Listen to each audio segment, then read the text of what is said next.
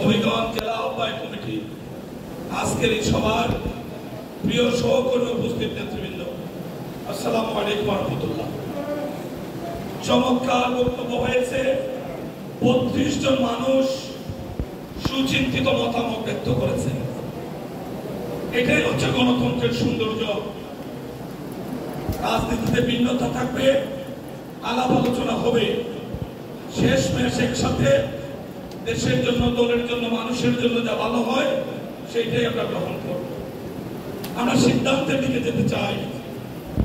দলের স্থায়ী কমিটির অন্যতম সদস্য ডক্টর জাহিদ ভাই প্রারম্ভিক বক্তব্যে উনি বলেছেন, যারা জেলা বিএনপির কাউন্সিল করবেন, যারা অন্যান্য অঙ্গ সংগঠনে আছেন, তাদের পদত্যাগ নিশ্চিত হওয়ার পরে তারা জেলা বিএনপির সম্মেলনে অংশগ্রহণ করতে পারবেন।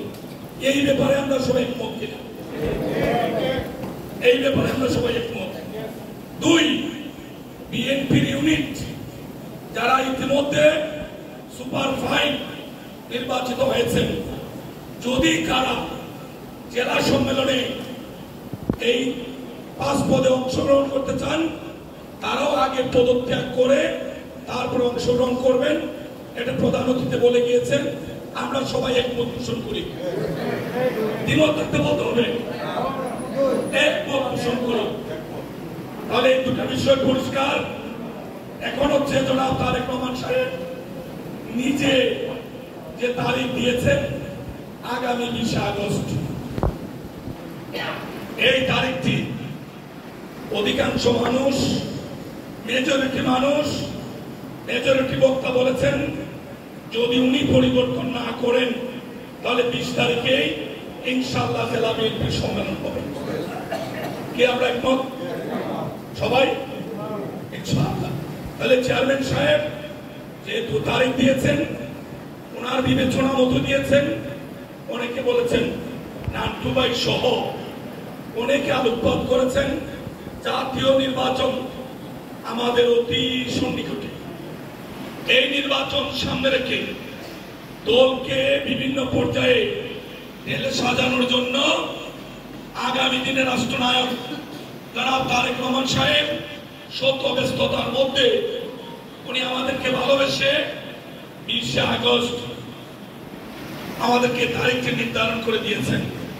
যদি ওনার ব্যক্তিগত কোনো অসুবিধা না হয়, আমরা আমাদের শত অসুবিধা হলেও সকলে মিলে আমরা আমাদের নেতার প্রতি শ্রদ্ধা রেখে ইনশাআল্লাহ আমরা সম্মেলন এবং কাউন্সিল সমাপ্ত করব। সবাই একমত? ধন্যবাদ। মেনু আজকে দেখেছেন, বাংলা বাজারের পাশে জাঙ্গালিয়া মাঠে সম্মেলন হয়েছে, উদ্বোধনী অনুষ্ঠান হয়েছে। বৃষ্টিতে ভিজে প্রধান অতিথি, বিশেষ অতিথি সহ অন্যান্য অতিথিবৃন্দ উদ্বোধনী অনুষ্ঠানটি করেছেন। বৃষ্টির মধ্যে যতগুলি গাড়ি মাঠে নেমেছিল, গাড়িগুলি কিন্তু নিজের শক্তিতে মাঠ থেকে উঠতে পারে নাই। আল্লাহর দেওয়া বন্দাগুলি আমরা ধাক্কিয়ে এই গাড়িগুলিকে আমরা রাস্তায় তুলেছি। এটা আমাদের একটি অভিজ্ঞতা। কাউন্সিলররা বুকা রাজ্যে বসবাস করে না। হবিগঞ্জে জেলার প্রত্যেকটা ইউনিটে যারা নেতৃত্ব দিচ্ছেন, সভাপতি থেকে সর্বশেষ যিনি সদস্য, আমি মনে করি তারা কোনো অংশে আমাদের চেয়ে জ্ঞান বুদ্ধিতে পিছিয়ে আছেন। এটা ভাববার কোনো কারণ নেই। এটা স্টেডিয়ামে হলে রেজাল্ট যা হবে, হবিগঞ্জে পৌরসভার মাঠে হলে রেজাল্ট কিন্তু একই হবে। কারণ তারা হবিগঞ্জের মানুষ। হবিগঞ্জের জেলার 9টি উপজেলা, 6টি পৌরসভায় তারা দীর্ঘদিন যাবৎ নেতৃত্ব দিচ্ছেন। যেহেতু আমাদের দলের ভারপ্রাপ্ত চেয়ারম্যান ভার্চুয়ালি আমাদের এই সভায় সম্মেলনে অংশগ্রহণ করবেন। বিদ্যুৎ গত 1 সপ্তাহ ধরে বিদ্যুতের যে বেলকিবাজি আমরা দেখছি, যদি সম্মেলনের দিন, কাউন্সিলের দিন এই সমস্ত প্রবলেম হয়, ফলে আমাদেরকে এই সম্মেলনের পুরো আনন্দ নষ্ট হয়ে যাবে যদি আমরা আমাদের চেয়ারম্যান মহোদয়ের উপস্থিতি নিশ্চিত করতে না পারি, ওনার বক্তৃতা আমরা না শুনতে পারি। সেই জন্য আমি মনে করি অধিকাংশ মানুষ বলেছেন বেগম খালেদা জিয়া বিএনপির চেয়ারপারসন, সাবেক 3 বারের সফল প্রধানমন্ত্রী, ইনি হবিগঞ্জের পৌরসভার মাঠে জনসভা করেছেন। আমরা পৌরসভার মাঠে সম্মেলন এবং কাউন্সিল আমরা একই ভেন্যুতে ইনশাআল্লাহ আমরা সম্পন্ন করব। এই ব্যাপারে আপনারা সবাই একমত, সবাই আমরা একমত পোষণ করছি ইনশাআল্লাহ। উদ্বোধনী অনুষ্ঠান তারেক রহমান সাহেব সকালে ওনার দেওয়ার সময় অনুযায়ী উনি যখন সময় দিতে পারবেন উদ্বোধনী অনুষ্ঠানটি আগে হবে।